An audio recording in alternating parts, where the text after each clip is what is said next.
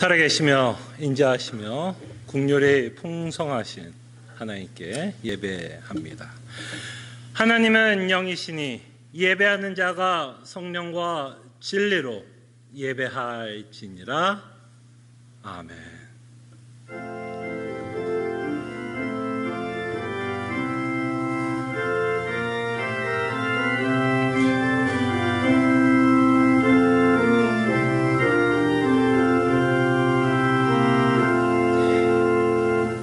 우리에게 은혜를 베풀어 주시고 믿음의 선물을 주시사 구원의 길로 걷게 하시며 예수 그리스도를 믿게 해주심에 감사드립니다. 다시 한번 예수 그리스도의 영광을 바라보며 하나님께 예배하게 하여 주시고 하나님께 예배할 때에 이 세상에 줄 수 없는 위로와 기쁨과 소망을 맛보는 귀한 예배의 시간이 되게 하여 주시옵소서. 이 시간 우리와 함께 하심에 감사하옵고 이 모든 기도 주 예수 그리스도 이름으로 기도합나이다. 아멘. 함께 찬송가 8장 찬송합니다.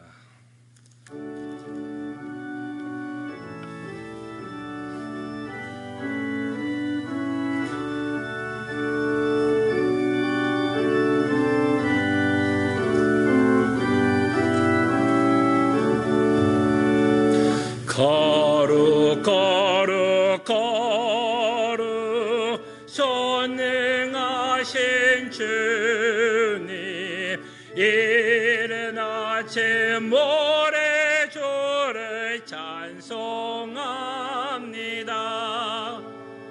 거룩 거룩 거룩 자비하신 주님 성삼 위에 일체 우리 주로다. 거룩 거룩 거룩 주의 보좌 앞에 모든 성도 면류관을 벗어드리네. 천군 천사 모두 주께 굴복하니 영원히 위에 계신 주로다. 거룩 거룩 거룩 주의 빛난 영광 모든 죄인 눈 어두워 볼 수 없도다. 거룩하신 이가 주님밖에 없네. 온전히 전능하신 주로다. 거룩 거룩 거룩 전능하신 주님 천지 만물 모두 주를 찬송합니다. 거룩 거룩 거룩 전능하신 주님 성삼위일체 우리 주로다. 아멘. 하나님의 말씀 제가 한 구절 봉독해드리고 또 말씀을 기억하며 또 한자의 삶을 회개하는 시간 갖습니다. 그러므로 모든 악독과 모든 기만과 외식과 시기와 모든 비방하는 말을 버리고 갓난아기들 같이 순전하고 신령한 젖을 사모하라. 이는 그런 말미암아 너희로 구원에 이르도록 자라게 하려 함이라. 아멘. 함께 회개의 시간을 갖습니다. 주님, 정말 회개하는 시간을 통해서 우리 안에 꽁꽁 숨겨진 우리의 죄성이 드러나게 하여 주시고 우리의 죄가 드러날 때에 정직하게 바라보며 하나님께 회개하게 하여 주시고 다시 한번 결단과 헌신을 하게 하여 주시사 주께서 원하는 생각, 삶, 행동을 하며 살아가는 주의 백성들 되게 하여 주시옵소서. 주님, 정말 우리의 죄를 봤을 때 너무 따가고 아프지만 정직하게 바라볼 수 있는 귀한 시간이 되게 하여 주시옵소서. 주님, 정말 우리가 함께 하심에 감사합니다. 주님, 도와주시옵소서. 주님께서 함께 하실 것을 믿습니다. 아멘. 다시 한번 말씀이 날쌘 검같이 우리의 골수를 쪼개 주시사 우리 안에 꽁꽁 숨겨진 우리의 죄성이 드러나게 하여 주시고, 우리의 죄성이 드러날 때 우리는 이것이 참 아프고 따숩고 또 우리의 심령을 애통하게 하지만 다시 한번 주의 은혜로 말미암아 우리의 죄를 정직하게 바라보며 하나님께 회개하는 자 되게 하여 주시옵소서. 회개할 때 다시 한번 주의 은혜를 맛보는 자 되게 하여 주시고, 다시 한번 이 회개의 기도를 통해서 우리의 말과 생각과 행동 가운데 주께서 원하는 삶을 살아갈 수 있도록 다시 한번 결심하는 귀한 기도의 시간이 되게 하여 주시옵소서. 감사하고 살아계신 예수 그리스도의 이름으로 기도합나이다. 아멘. 함께 일어나셔서 찬송가 303장 찬송합니다.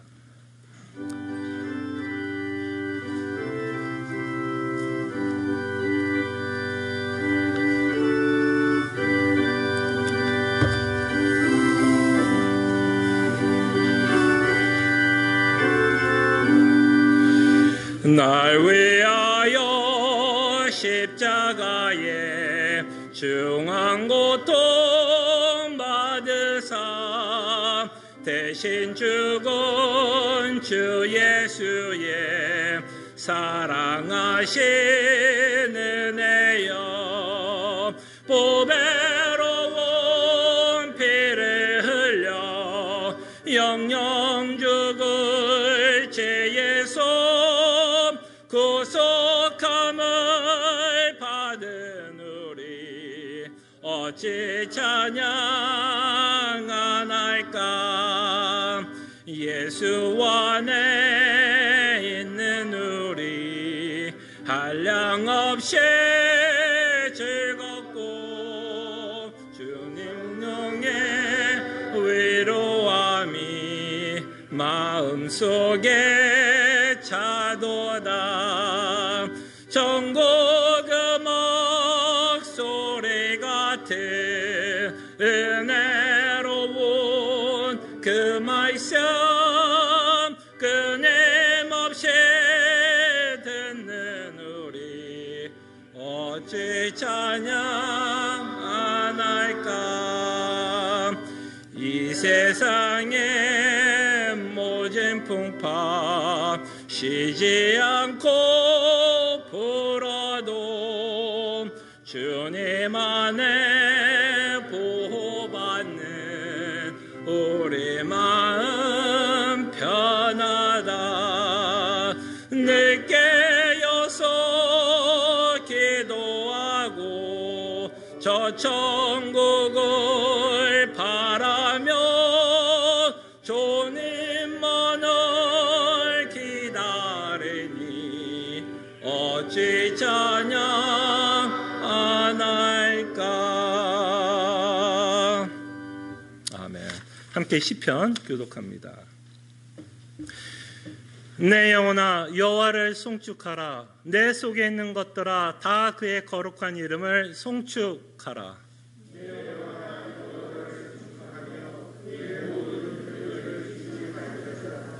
그가 내 모든 죄악을 사하시며 내 모든 병을 고치시며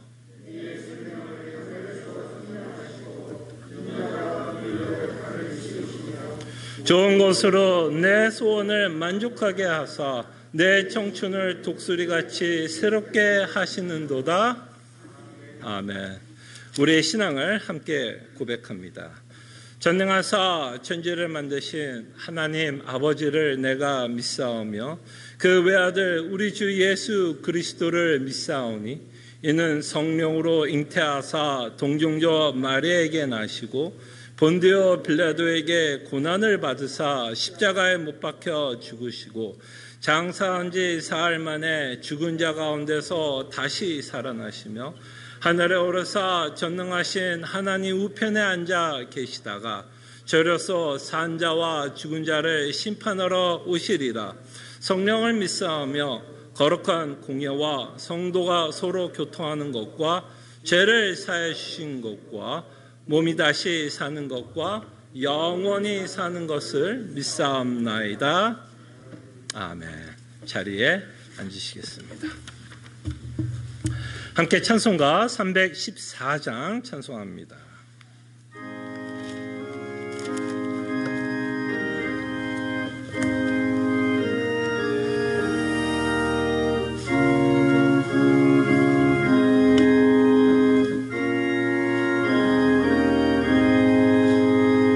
내 구주 예수를 더욱 사랑 엎드려 비는 말 들으소서. 내 진정 소원이 내 구주 예수를 더욱 사랑 더욱 사랑. 이전엔 세상 나 기뻤어도 지금 내 기쁨은 오직 예수. 더 먼 내 배는 말 내 구주 예수를 더욱 사랑 더욱 사랑. 이 세상 떠날 때 찬양하고 숨질 때 하는 말 이것일세. 다만 내 배는 말 내 구주 예수를 더욱 사랑 더욱 사랑. 아멘.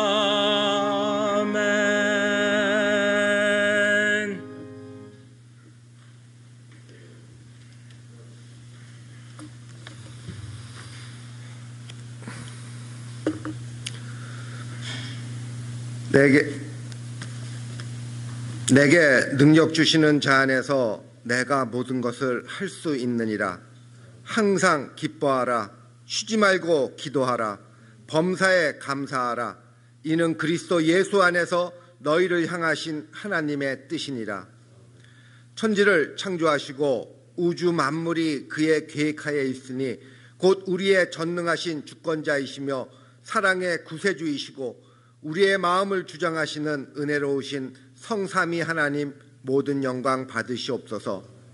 오늘 2020년의 마지막 주일에도 저희들이 함께 하나님께 예배를 드릴 수 있게 하여 주심을 감사드립니다. 지난 1년은 코로나 바이러스로 우리의 예배와 일상의 삶이 완전히 바뀌었고 여전히 불안정한 가운데 있지만 이 가운데에서도 저희들의 믿음을 지켜주심을 생각할 때에 이는 우리가 택한 자요 구원의 자녀인 증거위원이 그 은혜에 감사와 찬양을 올립니다. 우리의 신앙적이거나 인간적 관계 또 재정적 어려움 속에서도 비록 무화과 나무가 무성치 못하며 포도나무에 열매가 없으며 감람나무에 소출이 없으며 밭에 식물이 없으며 우리의 양이 없을지라도 나는 여호와로 말미암아 즐거워하며 나의 구원의 하나님으로 말미암아 기뻐하리로다 라는 하박국 선지자의 고백과 같이 내 앞에 주어진 상황에 따라 기뻐하며 찬양하고 또는 슬퍼하며 애원하는 것이 아니라 하나님, 그 하나님이 나의 하나님이시라는 사실 때문에 모든 일에 주 예수 안에서 오는 평안으로 항상 기뻐하며 감사하고 기도로 하나님과 교통하는 우리 시애틀 람포 제1교회 성도님들에게 인도하여 주시옵소서. 지난 1년을 돌이켜보건대 우리는 과연 하나님이 보시기에 어떠하였습니까? 교회의 성장은 신도 숫자가 느는 것이 아니라 우리 각 개인의 믿음이 얼마나 더 하나님께로 가까워졌는가로 평가하실 터인데 2020년 한 해 동안 우리의 믿음은 1년 전보다 더욱더 하나님 알기를 사모하며 하나님께로 나아갔는지요? 우리 자신들의 모습을 진지하게 돌이켜보며 기도하는 저희들에게 인도하여 주시옵소서. 이 땅에 퍼져 있는 코로나 바이러스가 통제 가능하게 인도하여 주시사 우리의 삶이 다시 본래의 모습으로 돌아가 이전에 우리가 누렸던 그 은혜를 다시 한번 누릴 수 있게 하여 주시옵소서.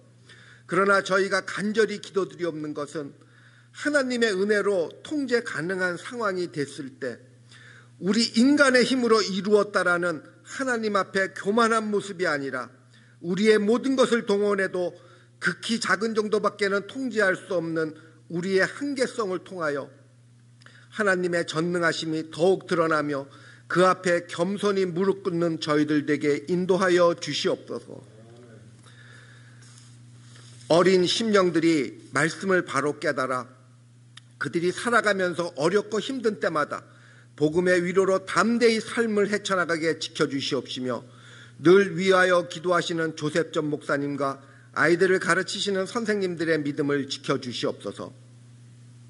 우리의 자매교회들, 특히 아틀란타 남북교회의 선영건 목사님과 성도님들, 그리고 뉴라이프 미션에 속한 교회들과 캄보디아의 교회들, 선교를 다녀온 카자흐스탄의 교회들을 지켜주시사 늘 바른 복음을 전하며 이 땅에 맡겨진 교회의 사명을 잘 감당하게 인도하여 주시옵시며 새로이 개척한 워싱턴 새 언약교회를 비롯한 이 땅의 하나님의 교회들과 천상의 교회들이 올리는 모든 영광 오직 하나님만이 받아주시옵소서.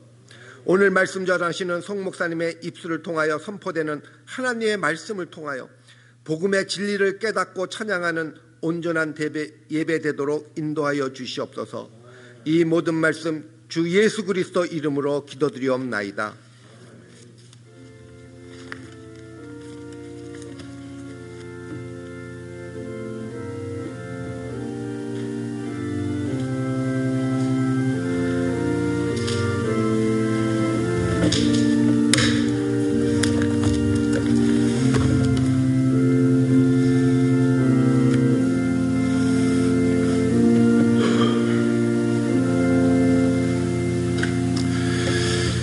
하나님의 말씀 누가복음 18장 1절에서 8절 말씀입니다.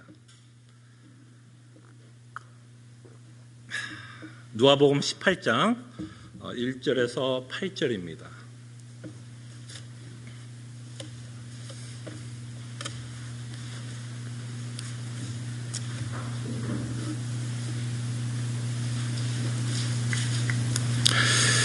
하나님의 말씀이 이러합니다. 예수께서 그들에게 항상 기도하고 낙심하지 말아야 할 것을 비유로 말씀하여 이르시되 어떤 도시에 하나님을 두려워하지 않고 사람을 무시한 한 재판장이 있는데 그 도시에 한 과부가 있어 자주 그에게 가서 내 원수에 대한 나의 원한을 풀어주소서 하되 그가 얼마 동안 듣지 아니하다가 후에 속으로 생각하되 내가 하나님을 두려워하지 않고 사람을 무시하나 이 과부가 나를 번거롭게 하니 내가 그 원한을 풀어주리라. 그렇지 않으면 늘 와서 나를 괴롭게 하리라 하였느니라. 주께서 또 이르시되 불의한 재판장이 말한 것을 들으라. 하물며 하나님께서 그 반나 부르짖는 택하신 자들의 원한을 풀어주시 아니하겠느냐. 그들에게 오래 참으시겠느냐. 내가 너에게 이르노니 속히 그 원한을 풀어주시리라. 그러나 인자가 올 때에 세상에서 믿음을 보겠느냐 하시느니라. 아멘.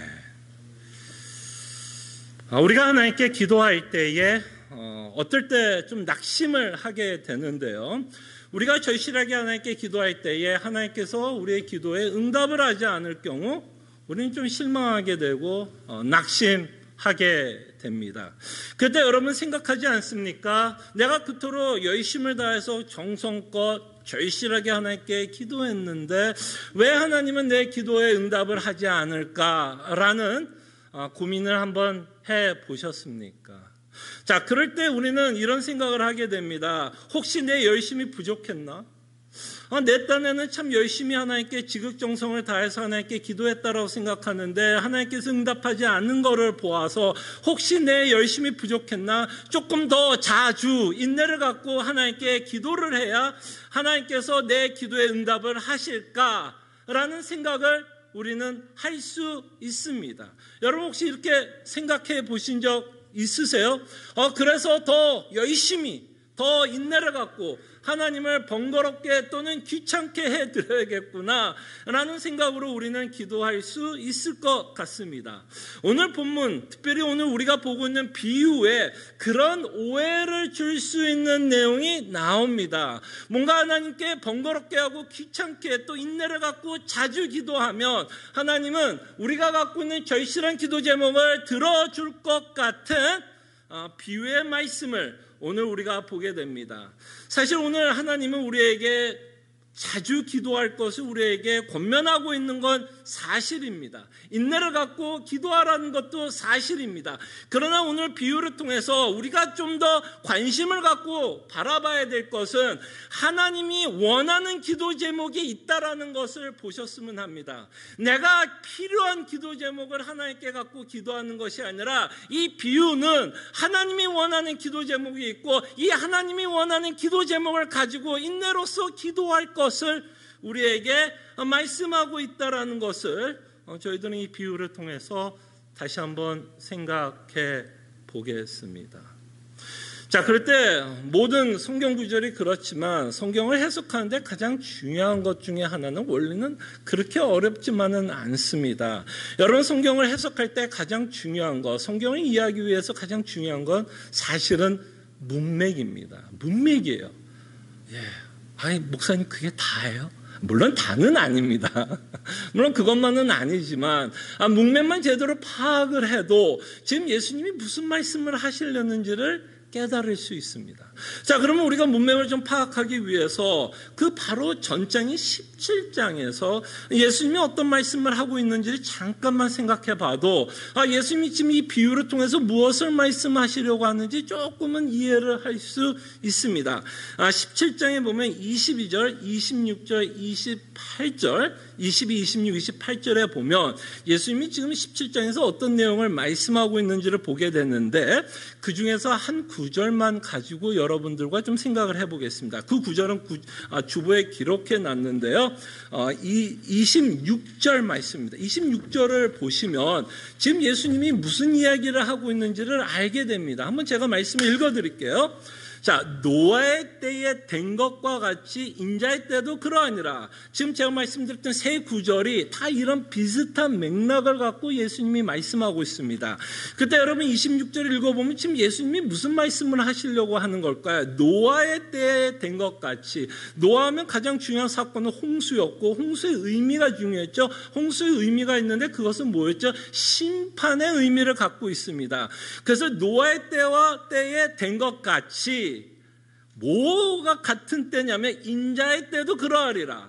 그럼 예수님 말하는 인자의 때는 뭘까요? 지금 인자의 때, 심판의 때라고 말씀을 하고 있는 겁니다. 노아의 때와 인자의 때가 같다라고 말씀하시면서 예수님은 지금 심판의 때를 말씀하고 있습니다. 자, 그럴 때 심판의 때를 말씀하고 있다면 사실은 예수님은 무엇을 지금 강조하면서 말씀하고 있죠? 자신의 재림을 말씀하고 있습니다. 왜냐하면 재림과 함께 노아의 때와 흡사한, 그것보다는 사실 더 무서운, 그죠? 하나님의 심판이 이루어질 것을 말씀합니다. 그래서 우리는 이 누가복음 17장을 통해서 예수님이 지금 말씀하고 있는 내용은 하나님의 심판에 관한 때를 말씀하고 있고, 그때는 언제예요? 예수님의 재림의 때와 같다라고 말씀하고 있습니다. 자, 그 설명을 하고 지금 우리는 지금 18장에 있는 이 비유를 접하게 됩니다. 자, 그리고 예수님이 친절하게도 이 18장에 있는 이 비유에 대해서 해석을 달아줍니다.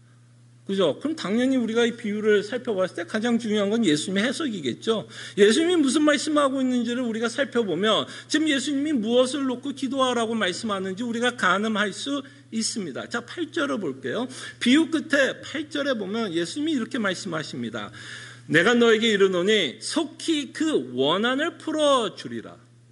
그러나 인자가 올 때에, 아까 17장에 또 인자의 때라고 말씀하고 있죠.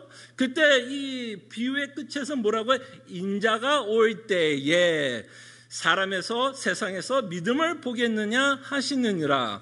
그래서 지금 예수님은 뭐라고 그래요? 17장도 인자의 때, 그 다음에 18장에서도 비유가 끝나면서 무엇을 말씀하고 있냐면 인자가 올 때. 결국 무슨 이야기를 하고 있어요? 예수님의 재림에 관한 이야기를 하고 있습니다. 자, 17장에도 예수님의 재림에 관해서 말씀하고 있고 18장 비유의 끝에도 8절을 통해서 예수님이 비유를 해석하고 있을 때도 예수님이 재림에 대해서 말씀하고 있다면 이 비유의 내용은 당연히 뭐하고 연결이 될 수밖에 없을까요? 예수님의 재림과 연결이 되고 있는 비유입니다.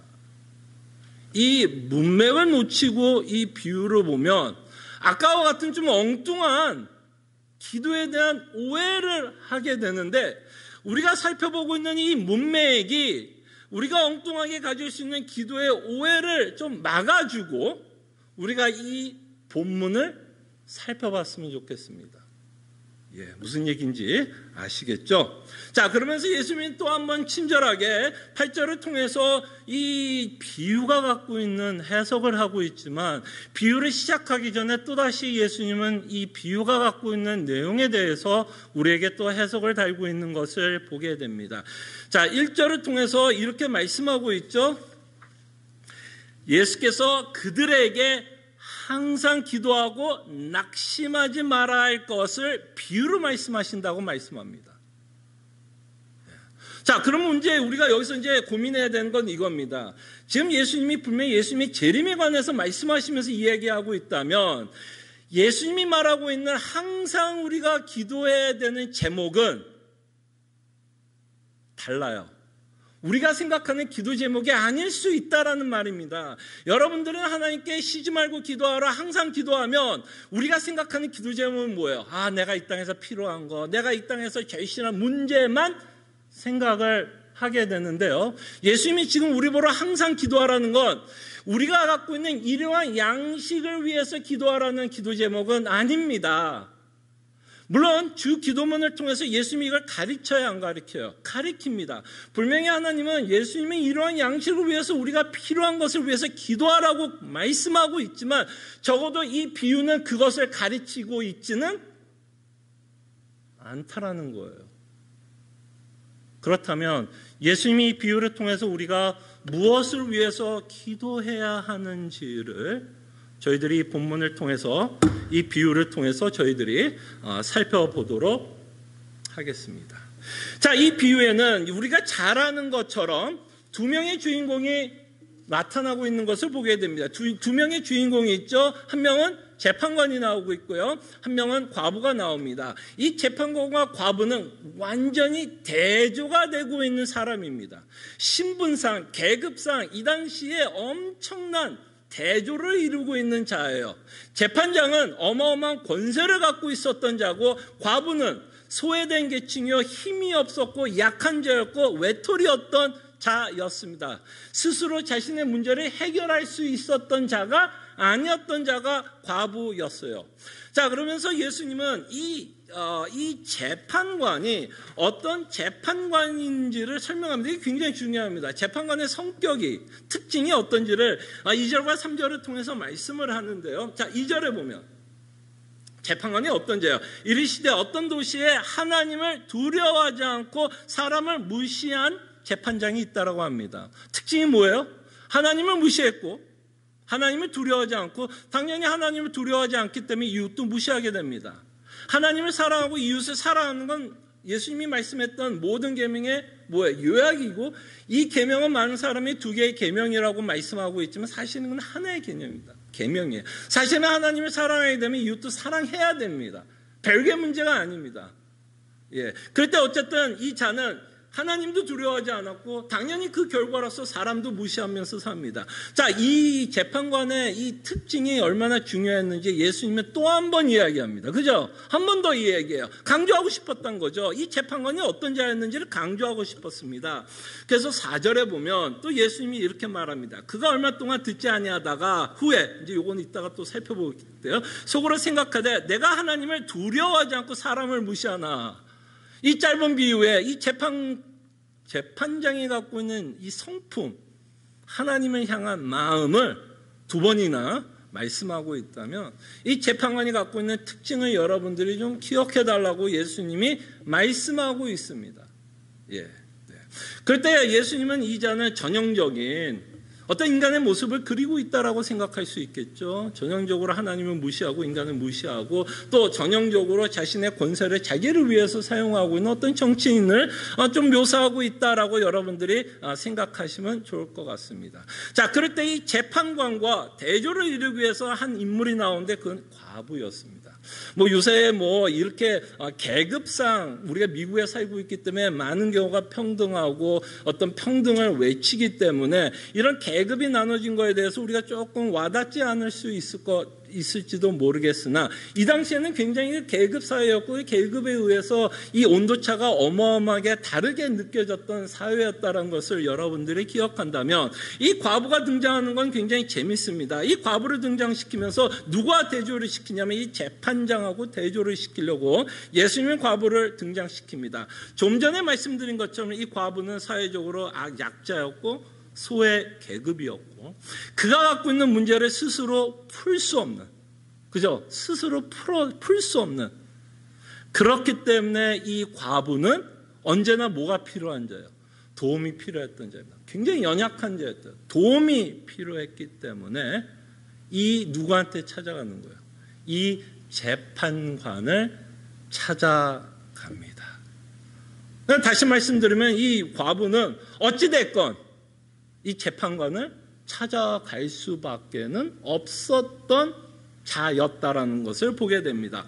자, 그럴 때 이제 과부가 호소하는 내용이 굉장히 중요합니다. 3절에 보면 이 과부가 아무 능력도 없고 소외받았던 이 자가 그나마 도움을 받을까 싶어 재판관을 찾아갑니다. 3절에 보면 그 도시에 한 과부가 있어 자주, 이제 이게 이제 아까 말했던 기도할 때 오해를 삼을 수 있는 단어가 나오는 거예요. 자주 그에게 가서 내 원수에 대한 나의 원한을 풀어주소서. 네, 원수에 대한 나의 원한을 풀어달라고 말씀을 합니다. 뭐 이것을 읽으면 우리는 뭐 여러분들 혹시 옛날에 무슨 뭐 쿵후 무비, 무슨 무술, 뭐 이런 무술 영화 같은 걸 생각해 보면 뭐 우리 아버지를 죽였기 때문에 재판관이요, 우리 아버지를 죽였던 저자를 복수해 주십시오라는 의미로 우리가 이 구절을 살펴볼 수 있겠지만 많은 신학자들이 이 부분을 주의하면서 주석하면서 원수에 대한 원한은 꼭 그 자에 대한 어떤 사람이 나에게 누구를 죽였기 때문에 저 사람의 나의 원한을 갚아달라, 복수를 해달라는 게 보다는 어떤 사람에 의해서 억울함을 당했다는 거예요. 그리고 그 억울함 때문에 이 재판관장에 와서 뭘 해달라는 거예요? 좀 공평하게 좀 재판을 해달라는 거예요. 예. 그 무슨 얘기인지 아시겠죠? 여러분들이 혹시 억울함을 당해보셨다면 이 과부의 마음을 조금은 아실 수 있을 거라 생각이 듭니다. 자신의 억울함을 뭐 해달라는 거예요? 이 재판관이 제발 좀 풀어달라는 겁니다. 좀 공의롭게, 정의롭게 풀어줄 것을 말씀합니다. 자, 이렇게 과부가 자기의 억울함을 당하는 상황은 우리가 지금 당하는 상황과 좀 비슷하게 좀 생각해 볼 수 있을 것 같습니다. 이 과부가 능력이 없어서 자신을 방어할 수 없었기 때문에 누군가가 자신을 고통스럽게 하면 그걸 방어할 수 있는 능력이 없어서 재판관을 찾아갔다면 마치 우리가 살고 있는 이 시대와 비슷하지 않습니까? 팬데믹이 어떻습니까? 이 팬데믹 가운데 우리가 살아갈 때 느끼는 무력감, 어찌할 수 없는 그 억울함, 그 팬데믹 가운데서 여러분들이 느끼는 그 억울함, 서러움, 그 느낌을 여러분들이 팬데믹 통해서 느낀다면 여러분들은 지금 이 과부의 마음을 조금은 공감할 수 있을 거라 생각을 합니다. 문제가 있는데 그 문제를 풀 수 있는 능력이 없고 그저 뭐 할 수밖에 없는, 그저 당할 수밖에 없는 그 처지가 지금 이 과부의 심정, 과부의 마음이라는 것을 보게 됩니다.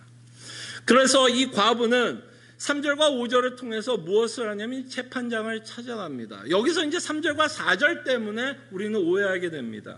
3절에 보면 그 도시에 과부가 있어 뭐라고요? 자주 그에게 가서 내 원수에 대한 나의 원한을 풀어주소서 하되, 또 5절에 보면 이 과부가, 이 재판장이 하는 말이죠. 이 과부가 나를 뭐 한다고요? 번거롭게 하니, 귀찮게 하니 내가 그 원한을 풀어주리라. 그렇지 않으면 늘 와서 나를 괴롭게 하리라 하였느니라. 자, 이 재판관은 이 과부에 대한 긍휼함과 동정심 때문에, 또는 이 과부를 사랑하기 때문에 들어줍니까? 아니면 자신이 귀찮아서 들어줍니까? 전혀 이 과부하고는 상관이 없어요. 그저 이 과부는 귀찮은 존재입니다. 사랑해서 들어주는 게 아니라 너무 번거롭게 귀찮게 하니까 뭐야, 뭐 하는 거야? 그래, 그러면 내가 들어주고 말, 이런 느낌이에요. 근데 우리는 이 구절을 보면서 이 재판관이 들어줬다라는 이 말을 가지고 우리는 많은 경우 오해를 합니다. 하나님께 이렇게 자주 번거롭게 귀찮게 하면 하나님이 나의 기도를 응답할 것을 말씀하고 있다라고 생각하는데, 예수님은 그걸 말씀하고 싶은 내용은 아닙니다. 자, 예수님이 이제 이 비유에 대해서 계속해서 이제 해석을 다하는데요. 6절에 보면 이제 해석이 나옵니다. 6, 7, 8절이 이제 이 비유를 이해하는데 굉장히 중요합니다. 자, 주께서 이르시되 불의한 재판장이 말한 것을 들으라. 자, 재판관이 뭐라 그랬어요? 귀찮아서, 번거로워서. 뭐 했다라 그러죠? 재판관이 들어주셨다, 안 들어주셨다?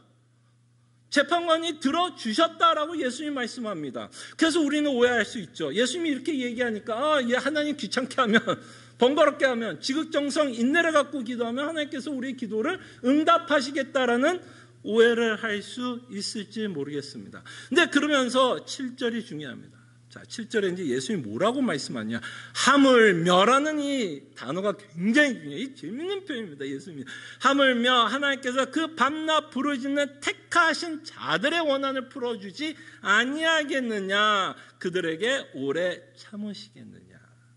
자, 이 하물며라는 단어가 굉장히 중요합니다. 이 하물며라고 예수님이 말씀하면서 지금 예수님은 누구와 누구를 대조시키냐면 재판장과 하나님을 대조하면서 지금 예수님이 말씀합니다. 이렇게 불의한 자도 과부의 간청을 들어주셨다면, 지금 예수님이 말하고 싶은 이 불의한 자도 이렇게 들어줬다면 하나님은 어떤 분이에요, 여러분? 여러분이 믿고 있는 하나님은 어떤 자예요? 불의한 자예요? 그의 속성에 대해서 여러분 알지 않습니까? 하나님은 어떤 분이세요? 불의한 하나님이에요? 귀찮아, 번거로워, 뭐 이런 하나님입니까? 우리는 하나님을 압니다. 십자가로 나타나신 그 하나님을 우리는 압니다. 십자가로 나타난 하나님의 속성을 우리는 압니다. 그 하나님은 선하시며 인자하시며 사랑이 많으시고, 우리는 그 하나님을 충분히 신뢰할 수 있는 하나님이시며 공의롭고 정의로우시며 거룩한 하나님이시라는 것을 압니다. 그렇기 때문에 이렇게 불의한 자도 이 과부의 기도를 들어주셨다면, 지금 예수님이 하고자 하는 말씀이 뭘까요? 이 하나님은 당연히 기도의 제목을 들어주시지 않겠느냐라고 말씀을 하십니다. 자, 그러면서 이제 예수님이 또 단서를 하나 하는데요. 7절에 보면 하물며 하나님께서 그 밤낮 부르짖는, 이제 과부에서 누구로 바뀌죠? 택하신 자들의 원한을 풀어주지 않겠냐라고 말씀합니다. 지금 예수님이 굉장히 구체적인 내용을 말씀하고 있습니다. 굉장히 구체적인 내용을 말씀합니다. 지금 이 비유를 통해서 예수님이 말씀하시고 싶은 건 어떤 약한 자나 연약한 자나 모든 사람의 기도를 들어주겠다는 얘기는 아닙니다. 모든 억울한 자, 모든 서러운 자, 모든 원한을 갖고 있는 자가 하나님께 기도를 하면 하나님이 그것을 다 들어 응답해 주겠다는 이야기가 아닙니다. 예수님은 분명히 이 구절을 통해서 굉장히 구체적으로 누구의 기도 제목을 들어주겠다고 말씀하고 있냐면 택하신 자들이라고 말씀하고 있습니다. 택하신 자들. 예. 그래서 우리는 이 택하신 자들에 대해서 우리는 좀 알 필요가 있겠죠. 택하신 자들에 대해서는 복음서에서보다는 서신서를 통해서 조금 더 명확하게 나타나고 있는 것을 보게 됩니다. 그래서 이 선택에 관한 이 가르침은 우리가 잘 아는 것처럼 에베소서나 로마서 8장을 통해서 사도 바울에 의해서 이 선택 가르침은 조금 더 디벨롭되고 있다는 것을 보게 됩니다. 예수님은 그냥 던지신 거죠. 그죠? 선택한 자들의 기도를 들어주겠다고 그냥 던지신 거예요. 근데 이러면 우리가 이것을 이해할 수 있어요? 없어요? 이게 뭐야? 그 이해를 위해서 이제 하나님이 또 누구를 사용해요? 사도들을 사용하면서 예수님이 말씀하셨던 그 선택에 관한 가르침에 대해서 조금 더 분명하고 조금 더 구체적으로 그리고 명확하게 서신서를 통해서 기록하고 있습니다. 그래서 에베소서 1장에 보면 이 선택한 자들은 창세전부터 하나님께서 선택한 자들이요, 하나님이 구원할 자들이라는 것을 우리는 조금 더 명확하게 서신서를 통해서 분명하게 나타납니다.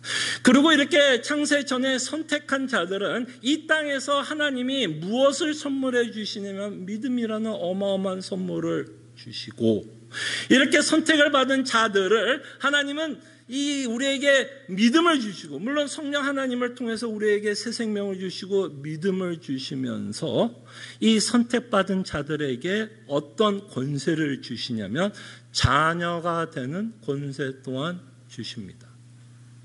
그래서 여러분들이 지금 하나님의 자녀라고 믿고 있다면 거꾸로 공식을 쫓아가면 어떤 결론이 나올 수 있을까요? 여러분들이 정말 지금 하나님을 아바아버지라고 부르짖고 정말 그 하나님을 아버지라고 믿고 고백하며 그 안에서 기쁨과 즐거움을 맛보고 살아가고 있다면 거꾸로 돌아가면 그것이 뭐예요? 여러분들이 뭐 했다는 증거예요? 선택받았다라는 증거가 됩니다. 선택받았다라는 의미는 하나님의 근친아 너 선택했어라고 하나님이 직접 계시를 통해서가 아니라 우리가 구원을 받은 그 증거를 통해서 거꾸로 거슬러 올라다 보니까 하나님이 창세전에 나를 선택하고 계획했다는 것을 우리는 깨닫게 됩니다. 그래서 예수님이 선택한 자들이 기도를 들어주시겠다라고 말씀하는 내용은 사실은 서신서를 통해서 성경 전체를 통해서 너무나 일관된 말씀이라는 걸 보게 됩니다. 누구의 기도의 제목을 들어주시겠다는 거예요? 사실은 그의 자녀의 기도를 들어주시겠다라고 말씀하고 있습니다. 자녀들의 기도 제목을 들어주겠다라고 말씀하고 있습니다. 자, 이제 설명이 좀 길었어요. 자, 여러분이 쫓아오느라고 수고 많이 했는데요. 자, 이제 이 모든 내용을 이제 종합해서 이제 모든 걸 종합해서 이 비유가 말씀하고 있는 내용을 우리가 이제 종합해서 생각을 해 보기를 원합니다. 자, 그럴 때 예수님이 분명히 우리에게 뭐라고 말씀하고 있냐? 항상 기도하라고 말씀합니다. 자, 그럴 때 뭘 놓고 항상 기도하라는 내용일까요, 여러분? 지금 비유를 통해서 항상 기도하라면 무엇을 위해서 기도하라고 말씀하는 걸까요? 일용할 양식을 위해서 기도하라는 비유는 아닙니다. 죄송합니다. 이 구절만큼은 일용할 양식을 위해서 기도하라는 내용이 아닙니다. 이 비유를 통해서 하나님이 우리가 기도하기를 원하는 것, 예수님의 재림을 위해서 기도하라는 겁니다. 예수님의 재림을 위해서 기도하라는 거예요. 왜 예수님의 재림을 위해서 기도하라냐면 이 과부를 통해서 우리에게 말씀하시고자 하는 건 이 과부의 문제, 이 연약한 자, 자신의 문제를 스스로 해결할 수 없는 자, 그래서 그는 누군가가 그를 위해서 대신 문제를 해결해 주셔야 하는데 우리의 궁극적인 문제의 해결은, 자, 여기서 이제 우리가 믿음이 동원돼야 돼. 이 땅이 아닙니다. 분명히 하나님은 우리의 문제를 해결해 주십니다. 어느 정도는 해결해 주세요. 근데 이 과부와 같이 그가 느꼈던 원한, 억울함, 서러움, 눈물, 연약한, 조금은 더 나가서 우리의 죄의 궁극적인 문제는 이 땅에서는 해결이 안 됩니다. 그게 하나님의 계획이에요. 하나님의 계획은 여러분들이 갖고 있는 궁극적인 문제를 해결하는 게 이 땅이 아닙니다. 하나님 그럴 수 있겠죠. 하나님이 여러분들이 이 땅에 살면서 이곳에서 하나님이 갖고 있는 궁극적인 문제를 우리가 갖고 있는 궁극적인 문제를 다 해결할 수 있겠죠. 그렇게 계획했다면 그렇게 하셨겠죠. 그러나 하나님은 그것이 궁극적인 해결이 아닙니다. 그래서 여러분들이 과부와 같이 서럽습니까? 억울해요? 팬데믹 가운데 너무 힘들어요? 그 억울함은 언제 해결입니까? 예수님의 재림 후입니다. 지금은 사실은 여러분과 저는 견디는 시대에 살고 있습니다. 물론 견딘다 그래서 기쁨이 없다라는 이야기는 아닙니다. 기쁨이 있기 때문에 견디는 것이고 소망이 있기 때문에 견디는 것이지만 제가 견딘다라는 말을 한다면 여전히 우리 앞에는 뭐가 있다라는 얘기예요. 아픔이 있다라는 겁니다. 억울함이 있다라는 거예요. 서러움이 있다라는 겁니다. 그러나 그 일이 해결되는 궁극적인 시점은 예수님이 언제라고 말씀하냐면 예수님의 재림 때라고 말씀하십니다.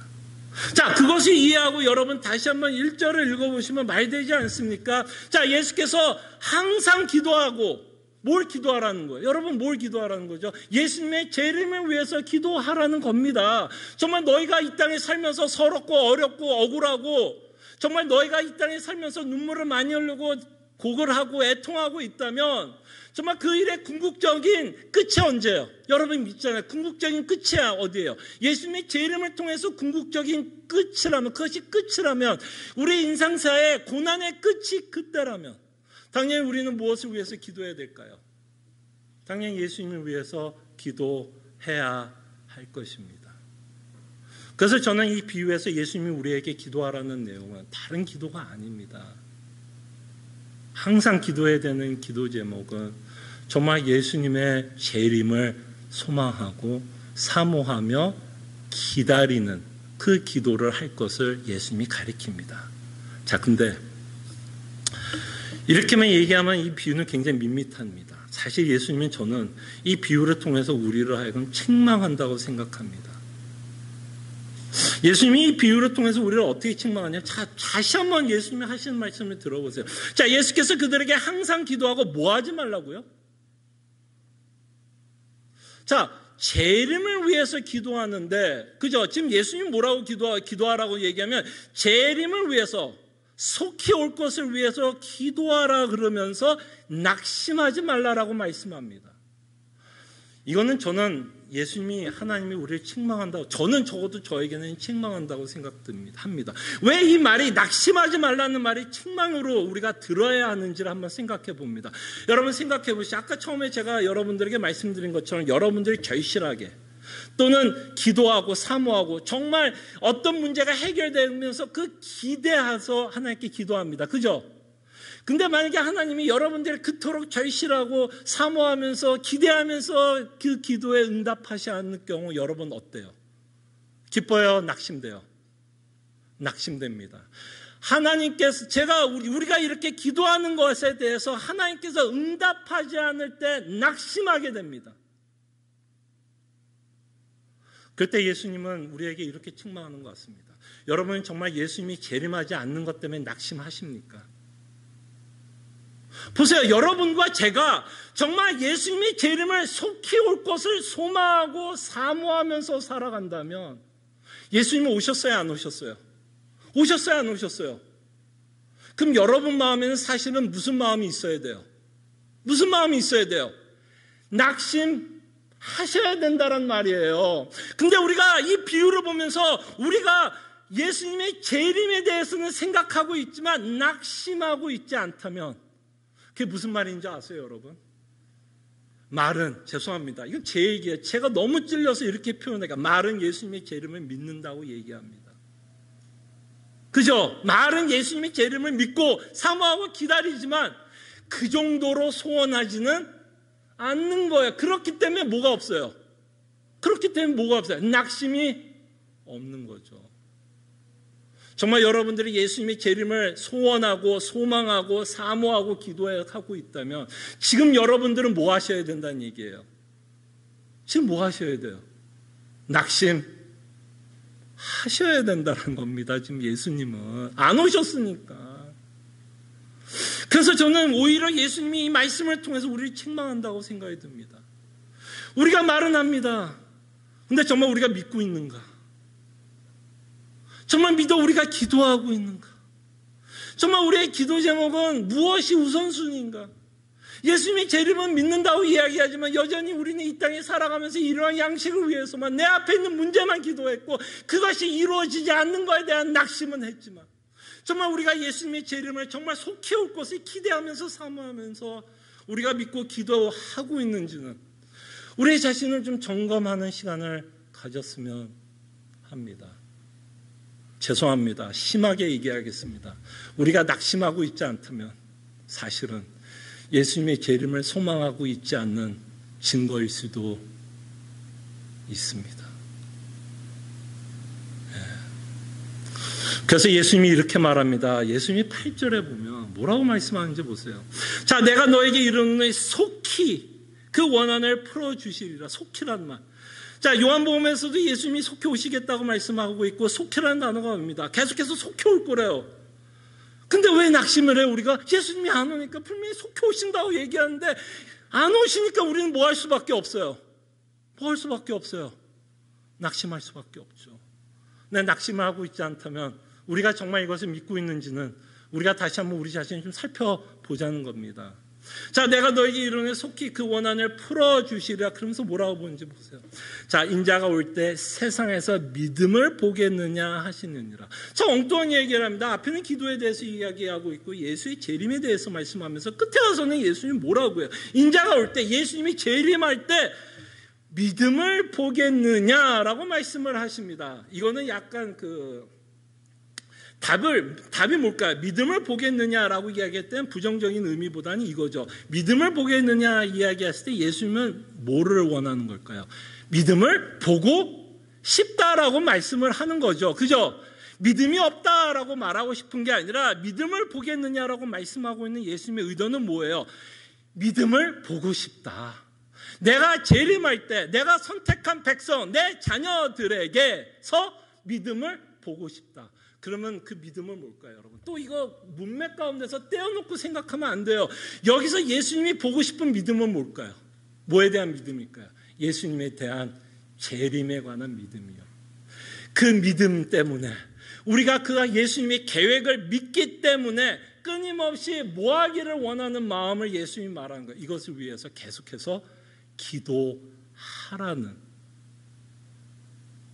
그것이 뭐라고요? 믿음이다라고 말씀하시려고 합니다. 여러분 믿음이 뭘까요? 여러분 성경은 믿음에 대해서 참 많은 정의를 합니다. 그래서 믿음에 대해서도 참 많이 혼란스러워요. 어떤 장을 보면 믿음이 이렇고 또 어떤 데를 보면 믿음은 저런 것 같고 막 믿음에 대해서 참 혼란스럽게 적혀 있는 걸 봐요. 그만큼 믿음이라는 게 굉장히 풍성하다라는 말이에요. 그렇기 때문에 한 사람이 한 서신서의 한 구절로 믿음을 다 설명할 수 없기 때문에 성경은 여기저기서 믿음이 무엇인가에 대한 아주 여러 각도가 있기 때문에 믿음이라는 이 말하고 싶은 이 각도가 여러 개가 있기 때문에 그 설명하다 보면 어떤 데에는 약간 모순이 있는 것 같고 상충되는 것 같이 보이지만 그 모든 내용이 믿음을 설명합니다. 자, 그럴 때 예수님이 말하고 싶은 믿음은 뭘까요? 여러분들이 진짜 믿고 있다면 정말 믿고 있다면 뭐 한다는 얘기예요? 기도한다라는 얘기입니다. 지금 예수님이 원하는 건 우리가 믿기 때문에 기도하라는 겁니다. 여기에서 혼란이 없기를 바랍니다. 예수님은 분명히 자기의 뜻 가운데 하나님의 뜻 가운데 오실 거예요. 우리가 기도 안 해도 올까요 안 올까요? 옵니다. 그러나 하나님은 왜 기도하라고 말씀하고 있을까요? 우리도 뭐하기 때문에 소원하기 때문에 기도를 합니다. 이걸 믿기 때문에 예수님이 오시면 그의 영광이 드러날 것이고 믿는 자들뿐만 아니라 믿지 않는 자들에게도 하나님의 영광이 드러날 것이고 여러분과 저에게도 뭐가 끝이에요? 이 과부가 말하는 원한이 끝나는 날이 그날입니다. 그렇기 때문에 우리는 그걸 믿기 때문에 뭐 하는 거예요? 믿기 때문에 기도합니다. 그럴 때 여기서 우리는 다시 한번 책망을 받습니다. 우리가 기도하지 않는 이유는 사실은 뭘까요? 믿지 않기 때문에. 재림에 대한 지식은 있지만 그것을 정말 내가 믿고 있지 않기 때문에. 하늘에 대한 소망이 없기 때문에. 내 소망은 이 땅이기 때문에. 그렇기 때문에 우리는 예수님에 대한 재림에 대한 기도를 하지 않을 수 있다는 겁니다. 성경에 보면 하나님이 우리 보러 기도를 많이 하라고 말합니다. 쉬지 말고 기도하라고 그러고 오늘도 항상 기도하라고 말씀합니다. 그럴 때 우리에게 기도하라는 기도 제목 가운데 염려를 하나님께 맡길 것을 기도합니다. 근데 저는 이 본문을 다시 한번 묵상하면서 많은 찔림이 있었습니다. 저는 염려할 땐 저는 제 생각에 사로잡혀요. 그리고 제가 언제 기도하기 시작하냐면 지쳐서 기도합니다. 이 생각도요, 지쳐야 이제 부정은 부정을 낳고 또 다른 부정이 낳고 염려는 염려를 낳고 또 다른 염려. 지치다 보니까 기도를 합니다. 사실은 그 말은 뭘까요, 여러분? 여러분, 염려 가운데 우리가 하나님께 기도하지 않고 끊임없이 내 생각을 한다는 얘기는 사실은 이런 말인 것 같아요. 우리는 하나님을 신뢰하지 못한다는 겁니다. 정말 우리가 하나님이 선하시고 하나님이 주권자이시며 이 세상을 천지를 창조한 좋으신 아버지라면 당연히 우리는 염려 가운데 하나님께 뭐 해야 될까요? 그걸 믿는다면 당연히 내 문제를 해결해 줄 수 있는 분도 하나님이시고 하나님이 나와 함께하는 것도 확인하는 것도 기도라면 우리는 기도할 수밖에 없다라는 이야기입니다. 그런데 우리가 염려 가운데서 내 생각 가운데서 계속 헤어나지 못하고 있고 그 염려 가운데서 끊임없이 요동하고 근심하고 답답해하고 초조해하고 있다면 사실은 그게 뭐에 대한 반증일까요, 여러분? 죄송합니다. 이건 제 얘기예요. 뭐에 대한 반증일까요? 하나님의 선하심을 믿지 못하기에 기도를 안 하고 있는 제 얘기예요. 저의 모습을 보게 됩니다. 그래서 여러분, 기도는요, 여러분들이 생각하는 것처럼 그런 공식이 아닙니다. 하나님이 주권자이기 때문에 하나님이 다 하실 것인데 왜 기도하라고 말씀하고 있을까? 아니요. 기도는 믿음입니다. 다시 한번 이렇게 말할게요. 믿음이 있기 때문에 기도합니다. 믿음이 있기 때문에 기도하는 거예요. 하나님이 주권자인 걸 믿기 때문에 전능하신 하나님이시기 때문에 그가 계획한 것은 반드시 이루어질 것을 믿기 때문에 기도하는 거지 하나님이 자기가 하고 싶은 거 다 할 건데 왜 나한테 기도하라는 건 그건 믿음이 아닙니다. 믿음은 하나님을 믿기 때문에 합니다. 그리고 기도는 우리가 연약하기 때문에 합니다. 과부처럼 내 문제를 해결할 수 없기 때문에 어트mer하게 궁극적으로 내 문제를 해결할 수 있는 분은 전지전능한 내 아버지밖에 없기 때문에 우리는 기도합니다. 예수님은 재림에 대해서 우리에게 계속해서 기도할 것을 말씀하고 있지만 다시 한번 이 비유를 통해서 우리는 기도의 원리도 말씀한다고 생각합니다. 우리는 믿기 때문에 기도합니다. 믿기 때문에 기도할 이유가 없다 이게 아니라 믿기 때문에 우리는 더 열심을 내서 하나님께 기도하며 그 응답을 뭐 한다고요? 낙심하지 말고 들어주실 거니까 낙심하지 말고 끊임없이 기도할 것을 예수님이 우리에게 말씀하십니다. 기도하죠.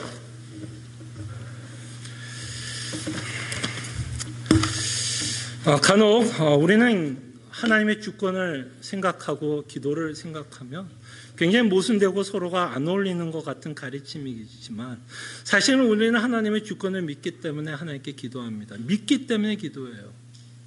믿지 않는다면 기도할 이유가 없겠죠. 믿기 때문에 하나님께 기도합니다.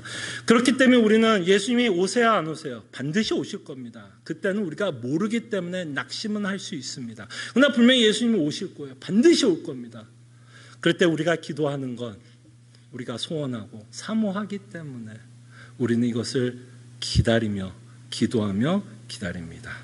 그래서 다시 한번 우리의 신앙을 점검하는 시간도 가졌으면 합니다.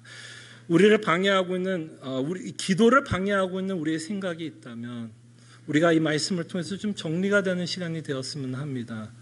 하나님이 주권자이기 때문에 기도할 것이 없다라기보다는 하나님이 나의 아버지이고 아버지의 뜻을 알기 때문에 우리는 그것이 소원이 되어 기도하기를 원한다라는 기도의 제목을 가지고 하나님께 기도하는 시간 되었으면 합니다. 기도하죠.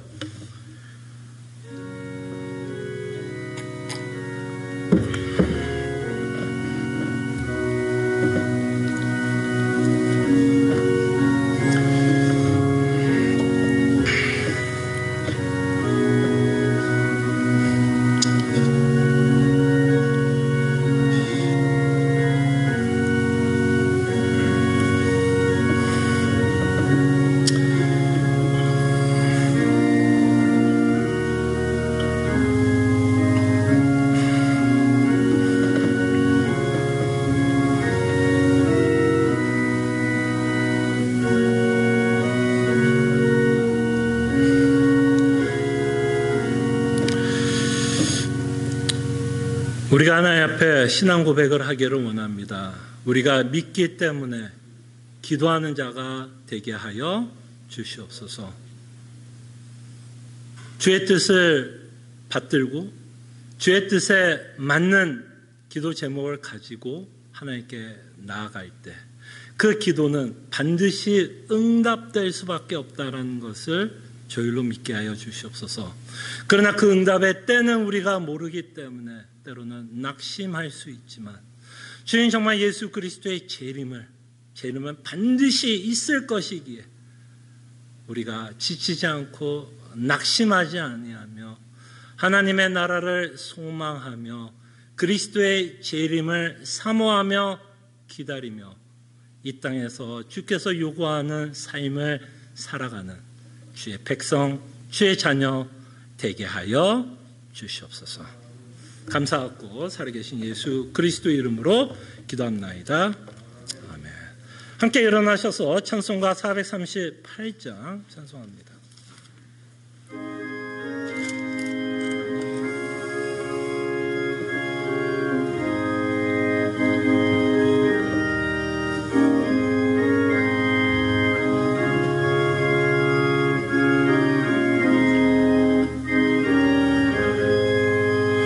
내 영혼이 종이범 중원체시 벗고 보니 슬픔 많은 이 세상도 천국으로 화하도다. 할렐루야 찬양하세. 내 모든 죄 사함받고 주 예수와 동행하니 그 어디나 하늘나라 주의 얼굴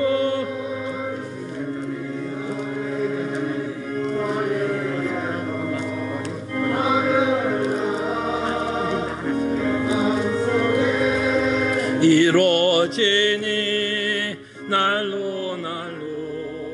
가깝도다. 할렐루야 찬양하세. 내 모든 죄 사함받고 주 예수와 동행하니 그 어디나 하늘나라 높은 산이 거친 들이 조막이나 궁궐이나 내 주 예수 모신 곳이 그 어디나 하늘나라.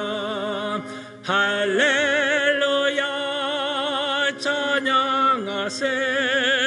내 모든 죄 사함받고 주 예수와 동행하니 그 어디나 하늘나라. 아멘. 하나님의 백성들이여, 하나님이 주시는 축복의 말씀, 위로의 말씀 믿으시기를 바랍니다. 소망의 하나님이 모든 기쁨과 평강을 믿음 안에서 너에게 충만하게 하사 성령의 능력으로 소망이 넘치게 하시기를 원하노라. 아멘. 주님.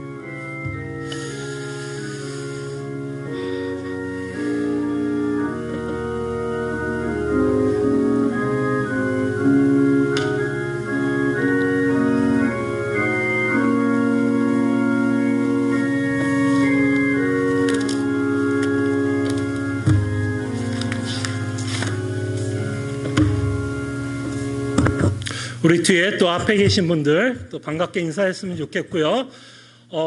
특별히 오늘 좀 공동회의가 있으니까요. 아마 여기 계신 분들은 다 등록교인들이시니까 뭐 특별히 자리 이동은 할 필요 없겠지만 좀 자리에 좀 계속 착석해 주시면 감사하겠습니다. 오늘 좀 교회 소식이 많은데요. 빨리빨리 진행을 하겠습니다. 이번 주까지 수요 성령 공부는 쉬고요. 내년 이제 내년입니다. 벌써 내년 수요일부터 수요 성경 공부 시작합니다. 그렇지만 새벽 기도는 계속 있고요. 지금 좀 전에 말씀드린 것처럼 요 광고가 끝나자마자 공동회의 2021년 예산을 위한 공동회의를 시작하겠고요. 특별히 이제 2021년 또 교회를 섬기기 위해 여러분들에게 위원회 회원들을 여러분들에게 좀 소개하겠습니다. 호명해 주시면 좀 일어나 주시면 감사하겠습니다. 관리부의 김민수 성도님 좀 일어나 주시고요. 선교부의 이채영 성도님 일어나 주시면 감사하겠고요. 교육부의 송지원 성도님 지금 교육실에서 지금 아이들과 함께 있고요. 재정부의 박세원 집사님, 그 다음에 또 부회계로 김민수 성도님 수고해 주실 거고요.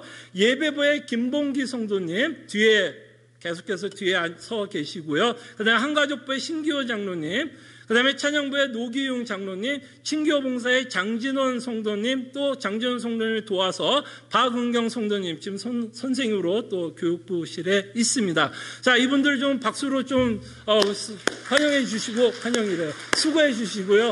네, 또 내년에도 또 교회를 위해서 수고해 주시면 감사하겠습니다. 네. 그리고 송구영신 예배 12월 31일 저녁 10시입니다. 팬데믹 때문에 우리가 또 매년마다 또 맛있는 떡국도 먹고 윷놀이도 하고 수많은 상품들을 또 저희가 가져갔는데 올해는 그냥 담백하게 또 한 해를 지나가면서 하나님께 또 예배하고 또 말씀을 또 듣는 시간을 갖겠습니다. 마지막으로 방영에 관한 공지 한 가지만 더 말씀을 드리겠습니다. 지난주처럼 요번에도 앞줄부터 나가는데 공동회의가 끝난 앞줄부터 나가는데요. 오늘도 여러분들에게 또 가져갈 것이 또 생겼습니다. 이거 매주마다 뭐가 있는데요. 또 저희를 위해서 또 도네이션인데 케이존 성도님이 좀 여러 가지를 도네이트했는데요. 여러분 다이어리, 그 다음에 또 KF94 이거 좋은 거죠. 이거 또 마스크 하나씩 가져가시고 또 저도 요새 이런 거 하나 하고 다니 하도 마스크를 그냥 뺐다 해가지고 잊어버려요. 벌써 몇 개를 잊어버렸는데 목걸이까지.